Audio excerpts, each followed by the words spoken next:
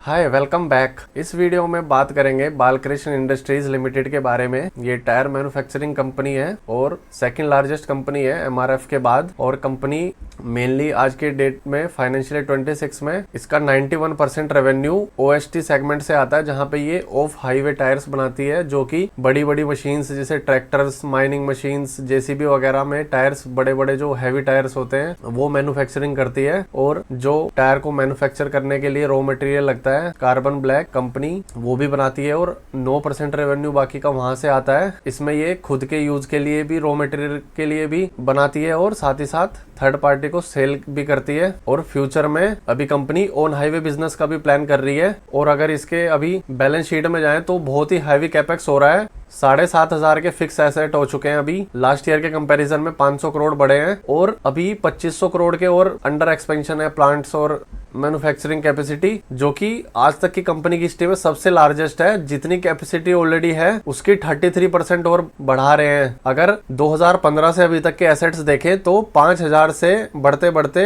10,000 लगभग 15 से 22 7 साल में जाके एसेट्स डबल हुए थे, बट अभी 18,000 पहुंच चुके हैं। तो आखिरी 4 साल में ही लगभग 1 साल और अगर जोड़ दें तो लगभग 5 साल में इस बारी डबल हो गए। तो बहुत तेजी से कंपनी एक्सपेंशन कर रही है। और पीपीटी में आगे का भी बताया है कि इससे भी ज्यादा हैवी कैपेक्स होने वाला है। और अगर कंपनी का आरओसी देखें तो हमेशा से 17, 15, 20, 22, 17, 24 तो लगभग 20% के आसपास रहा है, बट आखिरी 3-4 सालों से ये काफी कम हो गया है, 14, 15, 17 और अभी लेटेस्ट फाइनेंशियल ईयर में तो 12% रह गया है, क्योंकि हैवी कैपेक्स हो रहा है और उसके चलते डेट बढ़ गई है। तो कंपनी के पास टोटल पैसा तो ज्यादा बढ़ गया है, बट उस पे खर्चा अभी ज्यादा हो रहा है और सेल्स कुछ हो नहीं रही है, क्योंकि सब अंडर एक्सपेंशन है, जिसकी वजह से ऑपरेटिंग प्रॉफिट बढ़ा नहीं है और आरओसी ही कम हो गया है 12% के आसपास। अगर जैसा इसका हिस्टोरिकली रहा है 20% के आसपास, तो अगर मैं करंट जो पैसा है बैलेंस शीट में अगर देखें तो 11,000 और 4,000 15,000 करोड़ पे अगर फिर से ये 20% आरओसी कमाने लगेगा तो 15,000 का 20% यानी कि 3,000 करोड़ का ऑपरेटिंग प्रॉफिट आने वाले कुछ टाइम में आराम से आना चाहिए मेरे हिसाब से, क्योंकि इसका प्रूफ भी है हिस्टोरिकली हमेशा से कंपनी ने अच्छा खासा रिटर्न जनरेट करा है टोटल कैपिटल पर। और जो आखिरी 3-4 सालों में इतनी तेजी से जो फिक्स्ड एसेट बढ़ रहे हैं, कंपनी अपनी कैपेसिटी बढ़ा रही है, उसके वजह से ज्यादा डेट बढ़ गई है और ज्यादा खर्चा हो रहा है और उसका रिजल्ट अभी दिख नहीं रहा है, इसलिए आरओसी ड्रैग हो गई है। फ्यूचर में अगर 3,000 करोड़ का प्रॉफिट आता है आने वाले 1-2-3 साल में तो 2500-2600 करोड़ के आसपास नेट प्रॉफिट पहुंच जाएगा और 15-16 के आसपास फॉरवर्ड पी निकलेगा। और स्टॉक का पी है 35 और हिस्टोरिकल पी देखें तो आखिरी 10 साल का इसका 32 के आसपास ही रहा है। तो 2-3 साल में अगर प्रॉफिट बढ़ गया 2500-2600 करोड़ हो गया तो फॉरवर्ड पी 16 निकलेगा और वहां से फिर कंपनी अगर अपने हिस्टोरिकल पी पे पहुंचेगा तो 16 से 32 पे पहुंच जाएगी, यानी कि करंट मार्केट प्राइस से डबल की मार्केट वैल्यू हो जाएगी, लगभग 80,000 करोड़ की। और ऐसा हिस्टोरिकली भी हुआ है। अगर बैलेंस शीट में हमने जो देखा कि 5,000 से 10,000 करोड़ होने में 7 साल लगे, तो सेम ही असर उसकी प्रॉफिट एंड लॉस स्टेटमेंट में देखें तो 15 से 22 7 साल में ही जाकर सेल्स डबल हुई। 4,000 से 8,000 होने में 7 साल लग गए, बट अभी 10,000 से 20,000 होने में 1 साल और मान ले तो 5 साल में डबल हो गए एसेट्स। तो 5 साल में 8,000 से अभी 10,000 हो गया, तो आने वाले टाइम में 5-6,000 और इजीली आ सकते हैं। और ये मैं खुद से नहीं बोल रहा, अगर कंपनी की पीपीटी पे जाएं तो अभी ऑनगोइंग कैपेक्स कंपनी बोल रही है 1,300 करोड़ का इन्होंने कैपेक्स अगस्त 2024 में किया था, जो अपने ऑफ हाईवे टायर्स ये जो बनाते हैं उसी के एक्सपेंशन के लिए। लास्ट ईयर मई 25 में 3500 करोड़ का कैपेक्स अनाउंस किया है, जो कि नया जो इनका रेवेन्यू सेगमेंट आ रहा है ऑन हाईवे टायर्स वो मैन्युफैक्चर करेगा रबर ट्रैक्स के लिए, कार्बन ब्लैक के लिए और पावर प्लांट के लिए। उसके अलावा बोर्ड ऑफ डायरेक्टर ने एडिशनल 2,000 करोड़ का कैपेक्स और अप्रूव किया है, जो कि फर्दर ओएसटी और हाईवे टायर कैटेगरीज को की कैपेसिटी एक्सपेंड करने के लिए है। और अगर आगे देखें स्लाइड्स में तो कंपनी साफ साफ बोल रही है आज की डेट में जो 10,000 करोड़ का रेवेन्यू है उसको 5 साल में 23,000 करोड़ पर ले जाएंगे और 5 ईयर की CAGR बैठती है 17%, जो कि टायर मैन्युफैक्चरिंग कंपनी के लिए बहुत अच्छा है।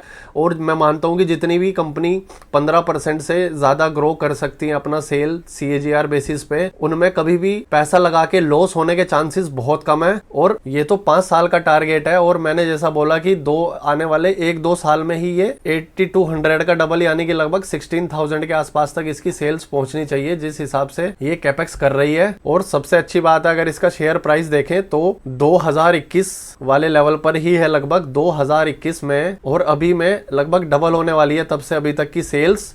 और profit after tax net profit उतना ही दिख रहा है, क्योंकि इस टाइम में हैवी कैपेक्स हुआ है जिसके चलते डेप्रिसिएशन बढ़ा है, डेट ली है, डेट बढ़ी है, और कुछ फिक्स्ड एक्सपेंसेस और जो नए प्लांट्स बन रहे हैं उन सब का, क्योंकि एक्सपेंसेस इंक्रीज हो गए हैं तो ऑपरेटिंग प्रॉफिट मार्जिन भी कम हो गया है। इस वजह से ओवरऑल प्रॉफिट दिख रहा है कि सेम है, इसीलिए इन्वेस्टर्स इसको वैल्यू नहीं कर रहे और सेम प्राइस पर ही पड़ी हुई है। बट अगर इन्वेस्टर्स में देखें तो लॉन्ग टर्म इन्वेस्टर्स और स्ट्रॉन्ग हैंड्स ये सब बात जानते हैं। 94% के आसपास FIDIs और प्रोमोटर्स के पास है, जनरली पब्लिक के पास बहुत कम है। ईयरली डेटा देखें तो आखिरी 4-5 साल में लगभग पब्लिक से खरीद कर हाफ रह गई है, 12 से 6% के आसपास रह गई है, क्योंकि जनरल रिटेल्स के पास उतना पेशेंस नहीं है। और आने वाले 4-5 साल में भी कंपनी ग्रो करेगी।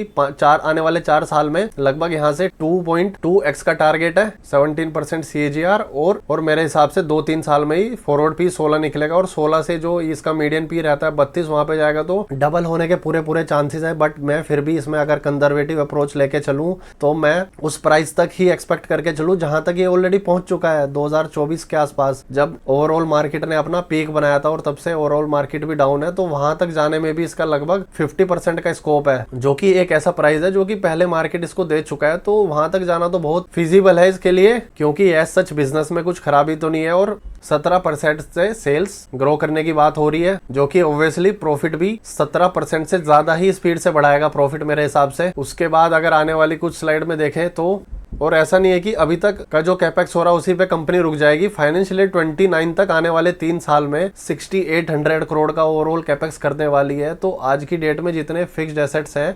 7500 करोड़ के, उतने ही करोड़ के लगभग कंपनी और कैपेक्स करने वाली है, प्लांट्स अपने फिक्स्ड एसेट्स बढ़ाने वाली है। तो इसका मतलब कंपनी की जितनी अभी वैल्यू है, जितनी सेल्स है आज की डेट में, उसको डबल करना चाहती है कंपनी। एक तरीके से अपने आप को सेम ही साइज की एक और कंपनी में रेप्लिकेट करना चाहती है। तो काफी एम्बिशियस टारगेट है कंपनी का, और ऑफ हाईवे टायर्स में 8% का ग्लोबल मार्केट शेयर अचीव करना चाहती है। और फ्यूचर में टारगेट है कि जो आज की डेट में 91% रेवेन्यू आता है ऑफ हाईवे टायर से, उसको कम करके 70% तक पहुंचाना। बाकी रेवेन्यू जो इनका नया business segment on highway tyres और कार्बन ब्लैक का बिजनेस है, उससे अचीव करना चाहती है। कार्बन ब्लैक का 10% रेवेन्यू रहेगा और 70 उसका 80%, बाकी 20% रेवेन्यू ऑन हाईवे बिजनेस से, और 0 से 5% का मार्केट शेयर ग्लोबली अचीव करना चाहती है। और ये सब कंपनी कर भी रही है। अगर इसके रेशियोज के नीचे इनसाइट्स देखें तो लगातार कंपनी की OST सेल्स वॉल्यूम बढ़ रही है। टायर मैन्युफैक्चरिंग कैपेसिटी इस साल तो इंक्रीज नहीं हुई, बाकी number of SKUs different type के जो प्रोडक्ट्स बनाती है 400 से इंक्रीज हुई है। और कार्बन ब्लैक मैन्युफैक्चरिंग कैपेसिटी इस साल भी 65,000 MTPA से बढ़ी है। तो साफ साफ कंपनी में ग्रोथ विजिबल है। और अगर इसकी लेटेस्ट कॉन कॉल की समरी में देखें तो मैनेजमेंट यहाँ पे क्या बोल रही है, अगर टॉप पे जाएं तो यहाँ तो फाइनेंशियल 26 के नंबर्स हैं, उसके नीचे and market and channel dynamics, pricing, cost inflation.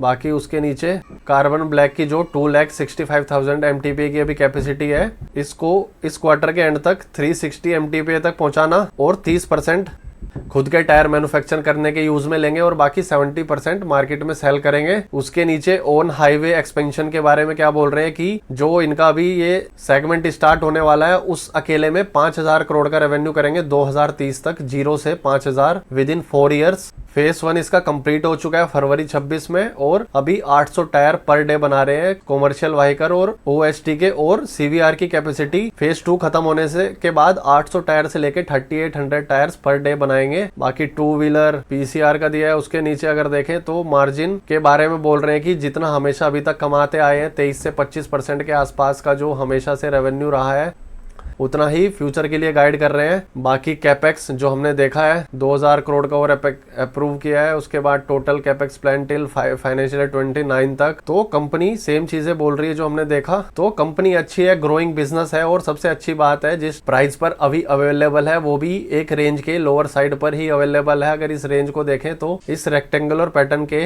Lowest side पर अभी ट्रेड कर रही है। 5 साल से कोई रिटर्न नहीं दिया है। अगर देखें तो 10 साल की सेल्स 13% रही है, और अभी आने वाले 5 साल में 17% की बात कर रहे हैं। 10 ईयर में तो अच्छा रिटर्न दिया है, बट 5 साल में देखें तो 13% से ही सेल्स ग्रोथ हुई है, बट शेयर होल्डर्स को कुछ नहीं मिला है। 3 साल में ग्रोथ स्लो हुई है, जो कि हमने देखा क्यों हुई है, और उसी के चलते स्टॉक अंडर परफॉर्म किया है। बट जो ये लॉन्ग टर्म इन्वेस्टर्स बैठे हुए हैं इसमें इतने सालों से, जिनके पास बड़ा पैसा है, तो उन्हीं के हाथ में स्टॉक को ऊपर ले जाना और वही इसमें बने हुए हैं, तो ये शॉर्ट उसको ऊपर लेके जाएंगे मेरे हिसाब से, इसमें कोई दो राय नहीं है। बाकी ये कोई भी बाय सेल रिकमेंडेशन नहीं है, मेरा व्यू पॉइंट है इस स्टॉक को लेकर। बाकी आप अगर इस स्टॉक में ऑलरेडी इन्वेस्टेड हैं तो कमेंट्स में जरूर बताएं। Thanks for watching this video, मिलते हैं अगले वीडियो में।